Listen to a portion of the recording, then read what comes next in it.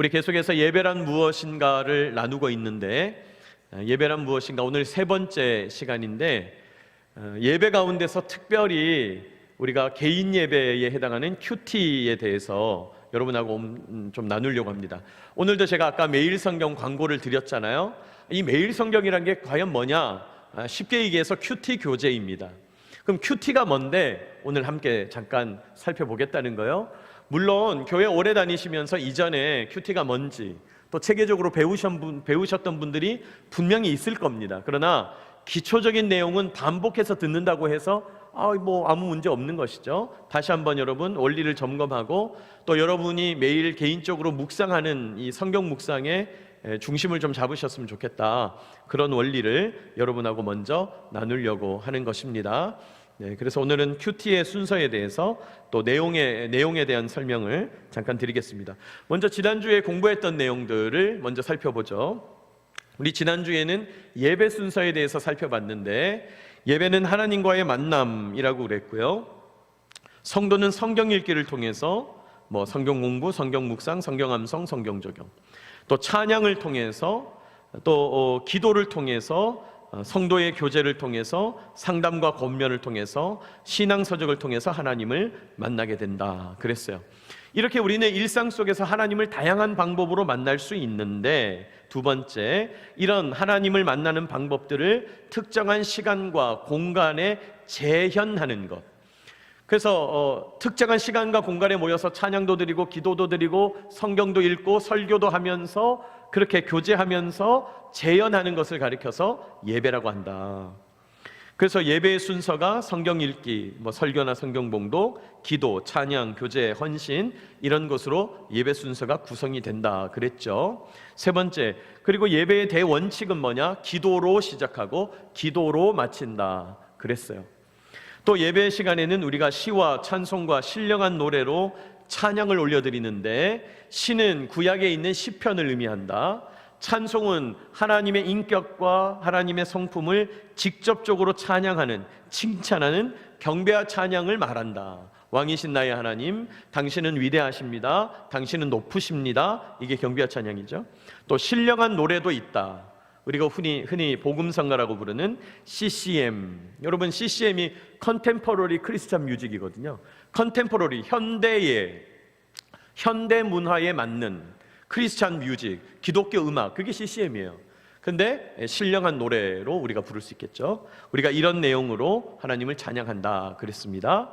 또 성경 봉독은 단순히 설교를 위해서 성경 한번 읽어주는 시간이 아니고, 하나님의 말씀을 받들어 읽는 봉독, 받들어 읽는 시간, 선포하는 시간이다 그랬고, 설교는 그 본문에 근거해서 성경 말씀을 해석해서 공동체에 적용하는 거다 그랬습니다.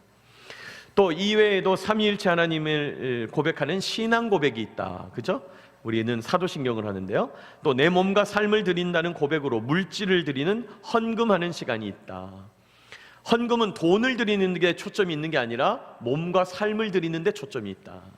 그 다음 세상으로 파송하며 기도하는 축도, 축복기도, 축도의 예배 순서 등이 있다. 우리 지난 시간에 이런 내용을 살펴봤습니다. 목사님, 지난 시간에 진짜 이런 내용 했던가요? 이런 느낌이면 안 되죠. 지난 시간에 우리가 온라인 예배를 드렸어요. 온라인 예배 안 드린 분들 다 이번에 발각되기 바랍니다. 그래서 근데 이제 영상은 남아 있는 것이니까 여러분 참고하시면 좋겠고, 이 내용들을 한번 잘 살펴봤으면 좋겠고, 오늘 권사님 아까 기도하실 때도 그 얘기 했는데, 성도들이 알아야 할 마땅한 원리, 이치들을 우리가 이 시간에 좀 깨우쳐 가면 좋겠다. 가장 기초적인 내용이지만 사실은 가장 중요한 내용이죠. 그래서 예배에 대한 내용을 우리 계속 보고 있습니다. 자, 우리 예배란 무엇인가, 오늘은 개인 예배 큐티의 순서에 대해서 공부할 텐데, 본문을 두 가지로 제가 잡았습니다. 먼저 우리 함께 읽어볼까요? 시편 119편 105절 시작. 주의 말씀은 내 발의 등이요 내 길의 빛이니이다. 아멘. 주의 말씀은 내 발의 등이요, 등불, 내 길의 빛입니다. 여러분, 옛날에 이스라엘 백성들이 어두운 밤길을 걸어갈 때 우리는 이제 청사초롱 같은 이 휴대용 어떤, 요즘으로 치자면 등불, 그걸 들고 다녔잖아요. 또 요즘은 플래시라고 그래서 이렇게 전기 건전지로 빛을 비추잖아요. 근데 이스라엘 백성들은 신발 옆에다가 촛불을 달 수 있는 기구가 있었나 봐요. 그래서 신발에다가 그 초를 달아서 발을 내디딜 때마다 그 주변이 환하게지는, 그래서 내 발의 등이요라는 말이 그래서 나온 거예요. 주님의 말씀은 그래서 요즘으로 치자면 플래시 빛과 같다는 거예요. 어두컴컴한 밤길을 걸어갈 때 하나님께서 빛을 비추어 주시는, 길을 밝혀주는 그런 것이다. 또 내 길의 빛이다 그랬습니다. 또 마가복음 1장 35절 같이 한번 읽어볼까요? 시작. 새벽 아직도 밝기 전에 예수께서 일어나 나가 한적한 곳으로 가사 거기서 기도하시더니 그랬어요.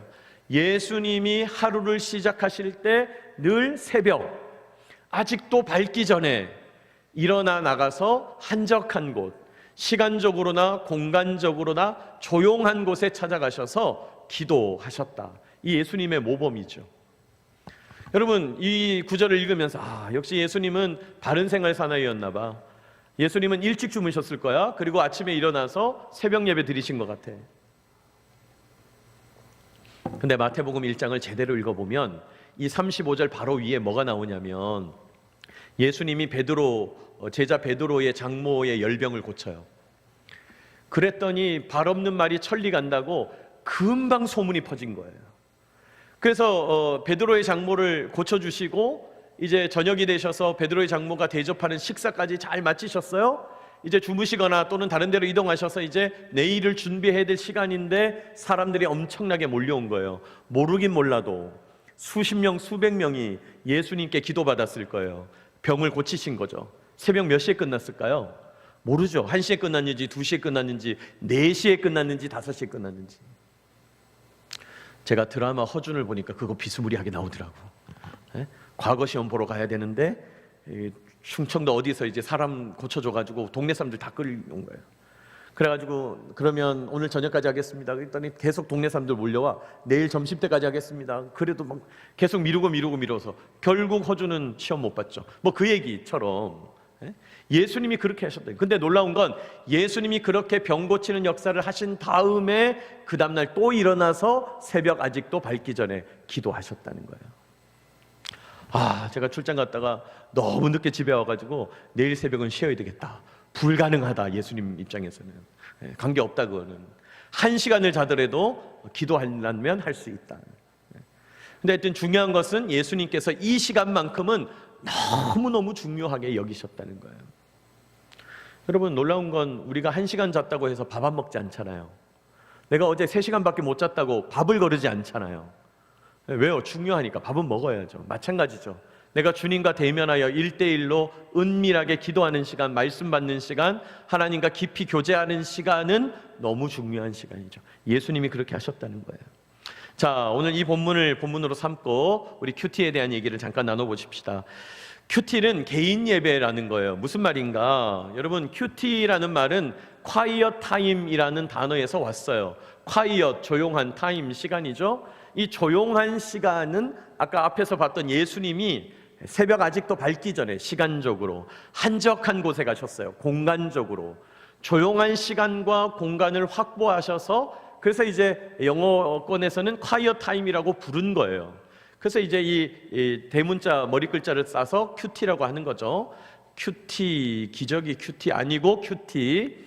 그래서 이 quiet time이라고 하는데 이걸 우리나라 말로 옮길 때는 조용한 시간이라고 옮기려니까 느낌이 없는 거예요. 외국에서는 그게 느낌이 있는데 우리는 없어요. 그래서 70년대에 처음 이걸 번역을 할 때 뭐라고 번역을 한다면 경건의 시간이라고 번역을 한 거예요. 경건의 시간. 경건은 하나님 닮아가는 시간, 하나님 만나는 시간, 이런 뜻이죠. 그래서 큐티는 말 그대로 경건의 시간, 또 다른 말로 성경 묵상. 그럼 성경 묵상을 통해서 우리가 하기 원하는 건 뭐냐? 성경 지식을 쌓자고 하는 게 아니라 하나님과의 교제. 교제라고 하는 건 주고받는 거죠. 내가 하나님께 기도를 드리고 하나님이 말씀을 주시죠. 주고받는 거예요. 내가 하나님께 찬양을 드리고 하나님이 은혜를 주시는 거예요. 주고받는 거예요. 그게 하나님과의 교제이죠. 큐티 시간에 그걸 할 수 있다는 거예요. 그러면서 우리는 하나님과 대화하는 거죠. 하나님, 오늘요 제가 이런 일정이 있는데 오늘 하루 시작하려고 합니다. 그런데 제가 몇 시에 있는 이 일정은 고민이 돼요. 어려워요. 그 사람 만나기가 힘들 것 같아요. 또 제가 많이 위축됩니다. 이런 이야기를 하나님께 드리는 거죠. 그리고 내가 그런 얘기를 드리면서 하나님께서 말씀하실 때 어떤 힘을 주시는가 또 듣는 거죠. 성경을 통해서. 여러분, 이렇게 하나님과 대화하는 시간이다. 그게 콰이어 타임 큐티인데 이걸 개인 예배라고 볼 수 있다는 거예요. 예배라고 볼 수 있다. 그렇죠. 하나님과 만난다고 그랬죠. 제가 주보에 우리 실어놓은 그 삼각형 동그라미 그림 여러분 계속 기억하고 계시죠? 제가 앞으로 여기 몇 년 있을지 모르는데 매번 얘기할 겁니다. 세 가지 예배, 세 가지 예배. 그 세 가지 예배의 한 축이 개인 예배라는 거예요. 큐티라는 거예요. 자, 예배이기 때문에 뭘로 시작해서 뭘로 마무리하는 거예요? 기도로 시작해서 기도로 마무리해야 돼요. 이게 예배의 대원칙이라고 그랬잖아요. 예배는 늘 기도로 시작하고 기도로 마무리해야 돼요. 이게 예배의 대원칙이에요. 자, 큐티도 마찬가지입니다. 기도로 시작하고 기도로 마무리하는데 큐티를 시작하는 기도는요, 짧으면 좋아요. 큐티 해야지. 오늘 또 간만에 마음을 먹은 거예요. 그래가지고 하나님 앞에서 간만에 하니까 막 제대로 해야지. 그래서 막 시작하는 기도를 벌써 한 10분 해버렸어. 여러분 진 빠져서 못합니다. 그렇게 하면 안 되고 큐티를 할 때는 시작할 때는 짧게 하는 거예요. 하나님 말씀 묵상합니다. 제 눈을 열어주십시오. 충분합니다. 그 정도면. 내 눈을 열어서 주님의 기이한 법을 보게 해 주시옵소서. 충분합니다. 짧은 기도. 하나님 새로운 하루 주셔서 감사합니다. 말씀 듣기 원합니다. 듣겠습니다. 말씀해 주십시오. 짧은 기도. 여는 기도죠. 짧은 기도지만 또 여는 기도. 자, 그런데 마무리하는 기도는요, 묵상한 내용을 적용해서 기도하다 보니까 길게 하게 된다는 거예요. 여러분, 우리가 큐티를 왜 제대로 못하느냐 하면 이 마무리 기도가 제대로 안 되기 때문이에요. 사실 큐티는요, 말씀을 잘 받고 해석하고 적용하고 이해하고 그것도 중요한데 내가 오늘 받은 말씀을 가지고 잘 기도하는 게 중요해요. 여러분, 새벽 예배 때도 매일 성경 갖고 하잖아요. 새벽 예배 본문을 가지고 제가 짧게 설교해요. 목사님, 그게 짧은 거였나요? 20분이나 설교하시던데. 새벽에 20분이나 설교. 그러지만 저는 엄청 짧은 거예요. 노력해서 짧은 거예요, 지금. 그래서 여러분, 그 20분 설교를 왜 먼저 합니까? 말씀을 먼저 듣고 그 말씀에 근거해서 기도하겠다는 거예요. 여러분, 우리 기도는 내가 하고 싶은 기도 드리는 게 아니에요. 우리 기독교의 기도는 세상에 있는 우상 종교의 기도와 달라요.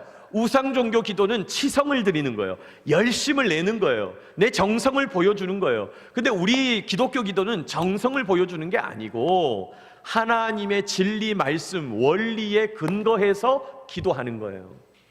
그러니까 치성을 적게 드려도 내가 원리에 합당하게 기도하면 하나님 응답하세요. 어떤 분들은 자꾸 오해를 해요. 와, 저분 기도 엄청 열심히 했나 봐, 많이 했나 봐, 응답 받았네. 그렇지 않다니까요. 우리 하나님은 양으로 승부하는 분이 아니에요. 양으로 승부하면 여러분 구원이 안 돼요. 미안한데. 아니, 이렇게 신앙생활 해가지고 어떻게 구원을 받겠어요? 양으로 승부하면 불가능합니다. 그러나 우리 주님은 원리, 질로 승부하시는 거예요. 진리로 승부하시는 거예요. 그러니까 치성의 문제가 아니에요. 말씀 묵상한 내용을 가지고 충분히 기도해야 돼요. 하나님 이런 말씀 주셨는데 이렇군요, 저렇군요, 제 삶은 이렇습니다.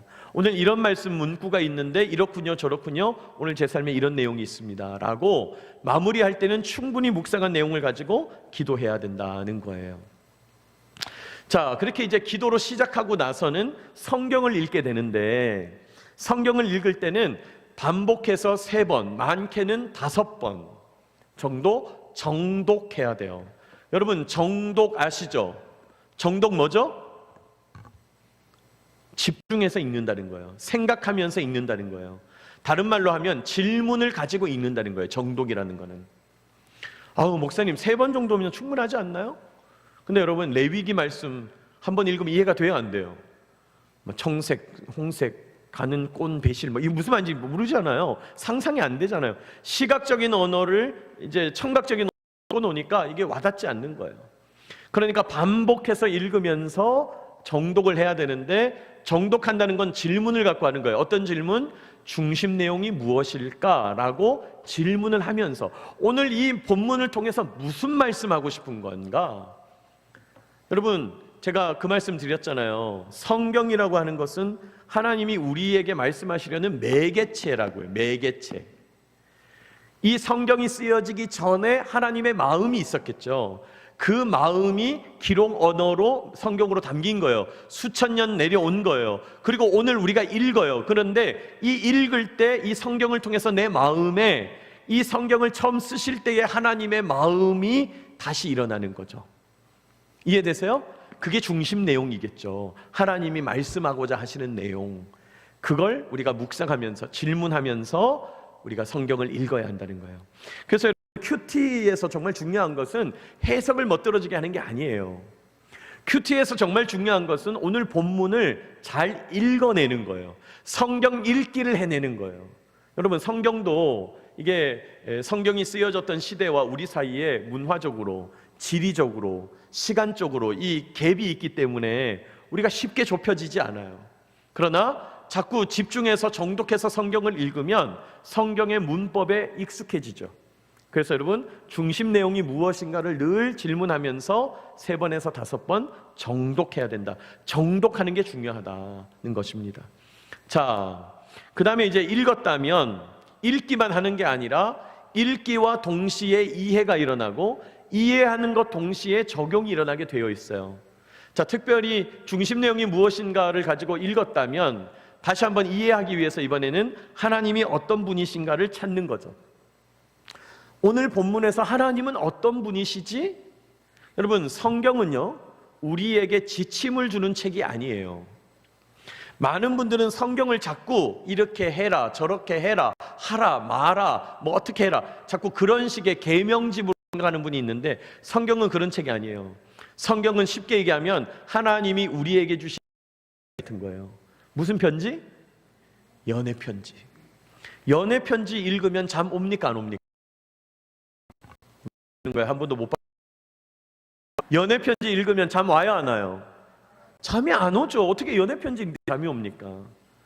근데 우리가 연애 편지로 안 읽고 자꾸 딱딱한, 아유 이건 목사님이나 해석하시고 읽어야지, 뭐 우리한테 자꾸 이런 걸 읽으라고 그래, 이렇게 읽으면 성경은 읽혀지지 않는 거예요. 근데 이 안에 하나님께서 나를 사랑하신다는 말씀이 있는 것 같아. 하나님이 어떤 분인가를 집중하면서 하나님의 성품, 하나님의 인격, 하나님의 이름, 하나님의 행하신 일, 거기에 집중하면서 보는 거죠. 하나님을 발견하면 그 발견한 하나님께 감사를 드려요. 예를 들어서 오늘 내가 하나님 묵상을 했는데 나를 찾아오셔서 다스려 주시고 위로하시는 하나님, 하나님 나를 위로하신다고 하니 감사합니다라고 반응하는 거죠. 하나님 왕이시고 위대하시고 지존하신 분이니 주님을 찬양하는, 주님 믿습니다, 합니다. 그리고 하나님을 이런 감사, 믿음과 신뢰를 고백하고 그리고 결단하는 거죠. 내가 하나님께 속했으니 나는 주님께 드리겠습니다. 여러분, 하나님이 어떤 분인가를 발견한 다음에 거기에 맞게 고백하고 결단하는 거예요. 그게 우리가 성경을 읽으면서 함께 묵상해야 될 내용이에요. 자, 또 우리가 읽으면서 가지고 있어야 될 또 질문은 뭐냐면 내게 주시는 교훈은 무엇인가입니다. 어떤 분들은 하나님이 어떤 분이신가를 찾지 않고 먼저 내게 주시는 교훈부터 찾는 분이 있는데 그거는 적절치 않습니다. 여러분, 아까도 얘기 드렸지만 성경은 교훈책이 아니라고 그랬죠? 교훈은 덜 찾아도 돼요. 사실 묵상을 해보면 묵상 속에 그냥 내 잘못된 점이 그냥 수두룩하게 나오죠. 난 이것도 잘못된 것 같아, 저것도 잘못된 것 같아. 특별히 이제 서신서 같은 걸 읽으면 에베소서, 빌립보서, 고린도전서 이런 데를 읽으면 나는 막 진짜 잘못한 게 너무 많은 것 같아요. 막 이 한 구절 나가기가 어려운 거죠. 근데 욕심을 부려서 내가 다 교훈을 얻겠다 그러시면 안 되고, 여러분, 내게 주시는 교훈보다 더 중요한 질문은 하나님이 어떤 분입니까? 라는 질문이에요. 거기에 초점을 두시고 정이 내 마음에 정말 와닿는 교훈이 있다면 그거 붙잡으셔도 돼요. 자, 내게 주시는 교훈은 무엇인가를 찾고 내가 그 말씀에 구체적으로 순종해야 되겠다. 따라야 되겠다, 그 내용을 적으시면 되죠. 아, 주님, 오늘 다윗의 이 모습을 보니까 이 다윗의 모습 속에서 저의 부족한 점, 기도를 덜 하고 있었네요. 하나님을 신뢰하지 못하고 있었네요. 제가 하나님을 더 신뢰하겠습니다라고 순종할 내용을 적어야 된다는 거죠.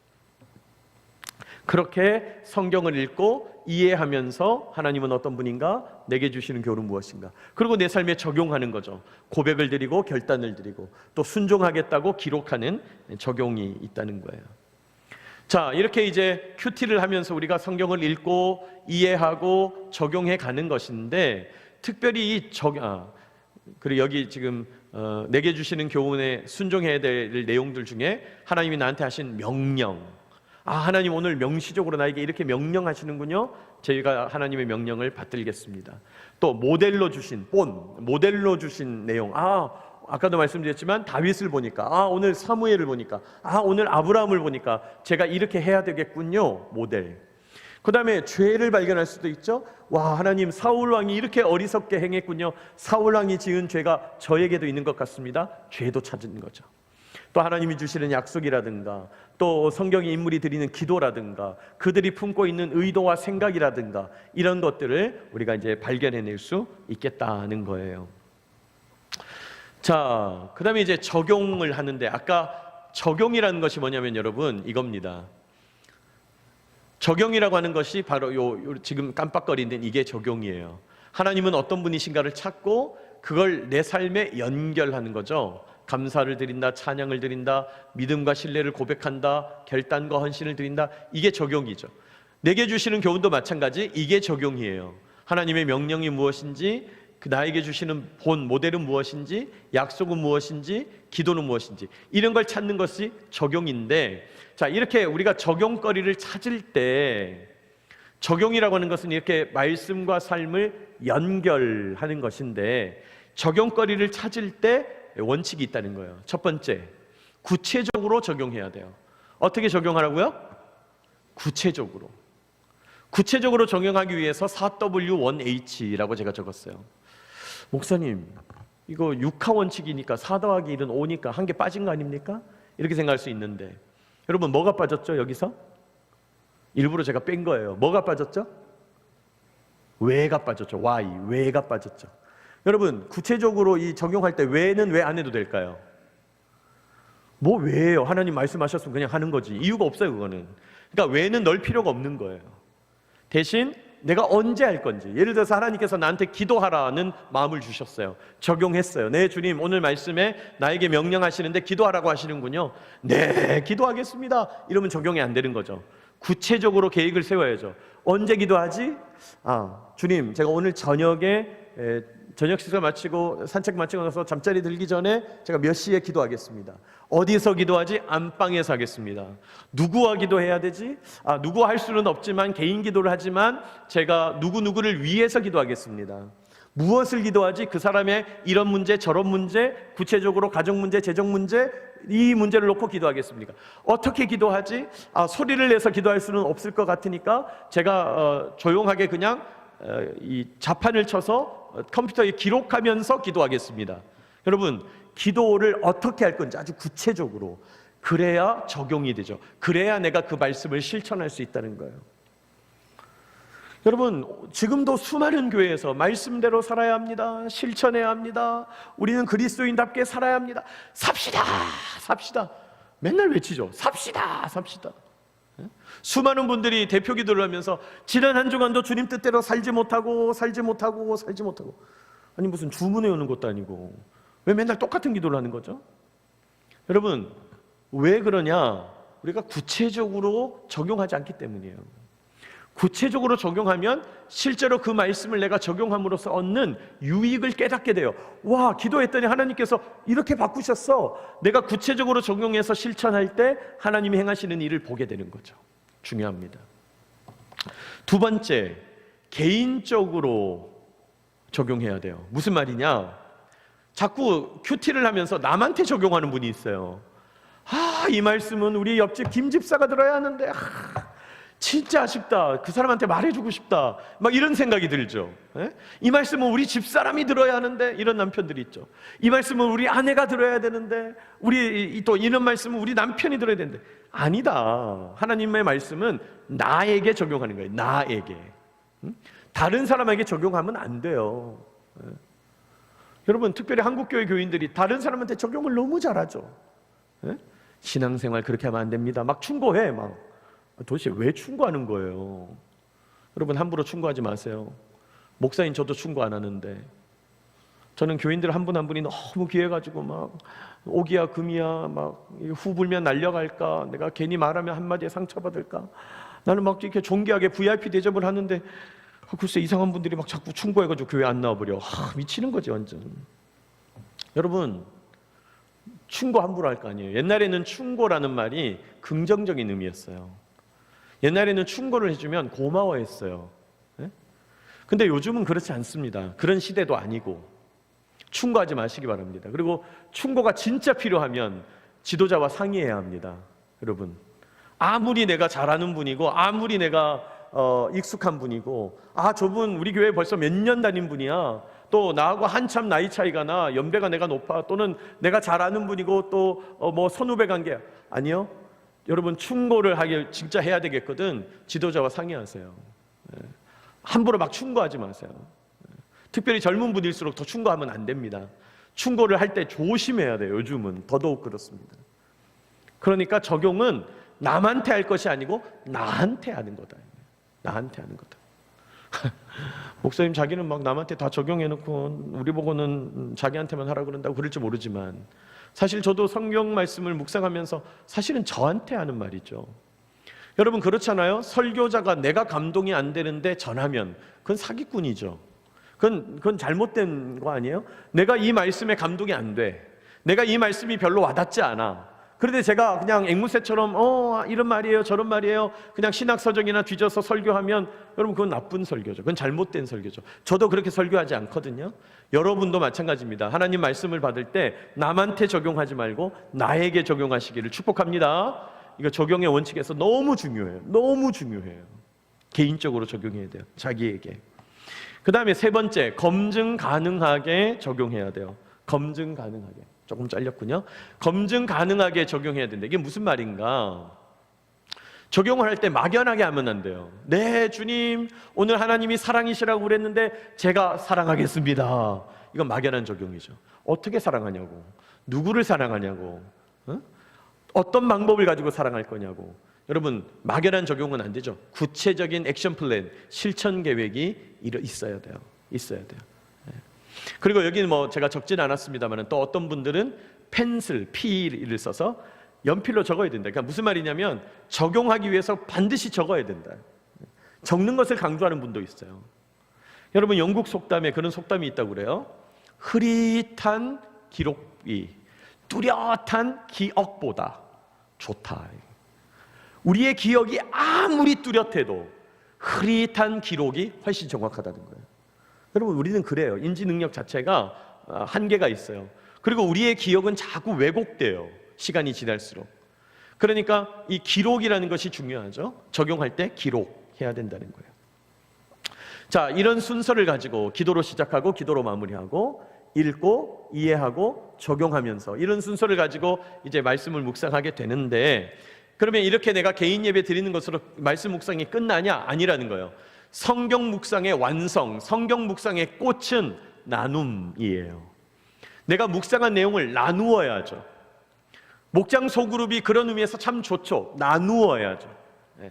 우리 남자분들도 사실은 할 수만 있다면 소그룹을 했으면 좋겠어요. 나누어야 돼요. 내가 묵상한 내용을. 자, 근데 나눔은요, 보고나 발표가 아니에요. 자, 이번에 누가 해보실래요? 네, 무슨 장로님이 발표해 보시죠. 안 된다. 발표 아니다. 이건 발표가 아니다. 나눔이라고 그러죠. 보고하는 것도 아니고. 근데 우리가 군에서 생활하다 보니까 자꾸 우리는 한 분 시작하면 옆에 분으로 가. 이제 옆에 분으로 가기 시작하면 옆 사람 하고 있을 때 옆 사람 얘기 들릴까요? 안 들릴까요? 안 들리죠. 나는 뭐 하지? 이러고 있는 거예요. 계속 긴장하고 있는 거죠. 2명 남았다, 1명 남았다. 자꾸 이렇게 그러면 안 된다. 이게 발표가 돼 버린다. 보고가 된다. 그래서 저는 어떻게 하냐면 한 분 시키면 절대로 양옆에 안 시킵니다. 예. 다른 분, 반대편에 있는 분을 시키거나. 예. 그러니까 무작위로 해야 되는 거예요. 무작위로. 왜? 이거는 나눔이니까. 그래서 그분에게 경청할 수 있는 그런 분위기를 만들어야죠. 또 이제 똑같은 얘기인데 동역자의 나눔을 그러므로 들어야 돼요. 여러분, 이 성경 묵상을 왜 나누냐면 동역자의 입술에서 하나님의 음성들을 여는 거예요. 기가 막히죠. 동역자의 입술에서 하나님의 음성이 들려요. 제가 멘토링도 하고 나눔도 여러 번 하는데 목사인 제가 말하는 것에서 다른 분들은 은혜 받을지 모르지만 저는 다른 분들 나누는 것에서 와 저런 얘기를, 와 저런 표현을, 와 하나님 이렇게 말씀하시는구나 들을 때가 너무 많아요. 동역자의 나눔을 들으면 하나님의 음성이 들릴 때가 있어요. 그리고 나의 묵상을 나누는 거죠. 이거는 철저한 기브 앤 테이크예요. 내가 잘 들어야 상대방도 잘 들어주죠. 특별히 이 듣는 것이 중요한데 경청해야 합니다. 경청. 여러분, 경청을 위한 3가지 자세가 있어요. 제가 소개하려고 합니다. 경청을 위한 3가지 자세. 첫 번째, 따라합시다. 눈 맞추기. 뭘 맞추라고요? 눈 맞추기. 어제도 우리 소그룹 학교 할 때 이거 해가지고 내가 눈 맞추라 그랬는데, 자, 옆 사람하고 주변에 있는 분들과 눈 맞춰보세요. 눈 맞춰보세요. 눈. 앞줄 눈 맞춰보세요. 네, 눈 맞춰보세요. 네, 그래도 여기는 많이 덜하네요. 여긴 다 잘생기셨나봐. 어제는 눈 맞추라 그러니까 다 웃어. 제가 왜 저렇게 생겼나 막 이런 느낌인 거죠. 근데 여러분, 눈을 맞추는 게 정말 중요해요. 내가 당신의 말을 듣고 있습니다라는 중요한 신호가 돼요. 나는 당신의 말씀을 경청하고 있다는 중요한 신호가 되죠. 눈 맞추기. 중요합니다. 여러분, 설교자도 마찬가지죠. 목사님이 단연상에 올라가가지고 계속 이렇게만 설교를 하면 얼마나 힘들겠어요. 또 옛날에 제가 어떤 그 목사님 얘기를 들었는데, 그 군인교회 목사님이신데 이분이 그냥 성도들한테 이렇게 말했다는 거예요. 아, 나는 신우들을 위해서 부름받았다. 그래서 신우들만 보고 설교를 했다는 거예요. 어떤 분이. 성도들이 너무 힘들었대요. 눈길 한 번 안 줘가지고. 여러분, 눈을 맞춘다는 건 교감한다는 아주 중요한 신호예요. 눈을 맞춰야 합니다. 여러분은 자녀와 얼마나 눈을 맞추고 있나요? 여러분은 남편이나 아내와 얼마나 눈을 맞추고 있나요? 이 눈 맞춘다는 건 너무 중요한 일이에요. 그렇죠. 두 번째, 따라합니다. 추임새. 추임새를 넣어라. 따라하세요. 추임새를 넣어라. 추임새가 뭐예요? 원래 추임새는 얼쑤, 이게 추임새잖아요. 근데 대화에 추임새를 넣을 수 있죠. 아, 오, 우와, 진짜, 정말 대단하다, 헐, 이게 다 추임새예요. 추임새를 잘 넣으면 여러분, 상대방의 반응이 훨씬 달라지죠.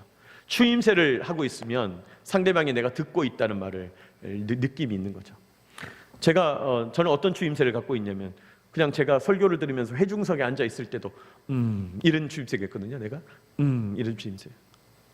제가 본부교회 있을 때 저는 회중석에 앉아 있고 다른 목사님이 설교를 하시는데 제가 그냥 이런 설교, 이렇게 추임새를 했는데 그분이 나중에 나한테 고맙다면서 너무 힘이 됐대요. 그러니까 여러분, 그냥 그 말씀을 듣고 그렇구나 이렇게만 내가 생각을 해도 듣는 분에게는 추임새가 된다. 그렇다고 또 제가 설교한다고 막 너무 과도하게 액션할 필요 없다. 뭐 그럴 필요는 없다. 그러나 여러분, 추임새를 넣어야 된다. 아, 그렇군요. 네, 그러셨군요. 여러분, 그렇게 내가 당신 말을 경청하고 있다는 표현을 해줘야죠. 그 다음에 3번째는 정면을 응시하는 거예요. 여러분, 째려보면서 경청할 수는 없어요. 곁눈질하면서 경청할 수는 없어요. 내가 딴일 하면서 말해 이럴 수는 없다 이 말이에요. 반드시 경청을 할 때는 그 사람한테 정면을 응시해 줘야 돼요. 여기서 말하는 정면은 내 어깨의 선이 그 사람하고 이렇게 반듯하게 마주보게 돼 있어야 되는 거죠. 정면을 응시해야 합니다. 그렇게 말씀을 나누게 될 때 풍성한 은혜를 받게 돼요. 여러분, 제가 옛날에 큐티 모임을 인도를 했는데 어떤 분이 새로 오셨는데 큐티를 일주일 동안 큐티해요라고 그러면 하루 할까 말까. 뭐 잘한 날은 막 이틀, 막 어떤 날은 진짜 놀랍게도 3일. 근데 거의 하루 해와요. 하루 해온다는 말은 무슨 말이에요? 오기 전에 오늘 것만 해오는 거예요. 방법이 없으니까. 근데 놀라운 건 그분이 그 모임에 나와서 은혜 받고 가요. 왜? 내가 그냥 듣는 것만으로도 은혜가 되는 거예요. 성경 묵상의 꽃, 성경 묵상의 완성은 말씀 나눔이다. 그래서 우리 여러분의 신앙생활 가운데 오늘 큐티한 말씀을 나누는 일들이 활발했으면 좋겠어요. 제가 처음이자 마지막으로 한번 말씀드릴게요. 제가 새벽 시간에 지금 매일 생각 갖고 하고 있잖아요. 지금 저도 사실 좀 고민이 되는데, 제가 새벽 시간에 오늘 본문을 가지고 큐티를 여러분 하셔야 되는데 새벽 기도 때 제가 설교를 하니까 제가 여러분의 큐티를 방해하는 게 아닐까 그런 생각을 지금 하고 있어요. 그래서 뭐 어쨌든 지금 하고 있기 때문에 어떻게 될지는 알지 못하는데, 그래서 혹시 새벽 기도 나오는 분들은 뭐 잘 메모도 하시고 또 새벽 예배 묵상하시고 나서 개인 묵상하실 때 도움을 받으셨으면 좋겠고, 혹시 영상으로 보는 분들은 꼭 실시간이 아니어도 먼저 여러분 묵상을 하고 나서 우리 영상을 보는 것도 좋은 방법이겠다, 그런 생각이 듭니다. 그래서 여러분 어쨌든 여러분 메모해 가시면서 잘 기록해 가면서, 그렇게 메모를 해야 또 나중에 나눌 수가 있죠. 메모를 안 해가면 나중에 내가 은혜 받은 내용을 기억을 못해서 나눌 수가 없어요. 그래서 말씀 묵상한 것을 잘 메모해야 되겠습니다.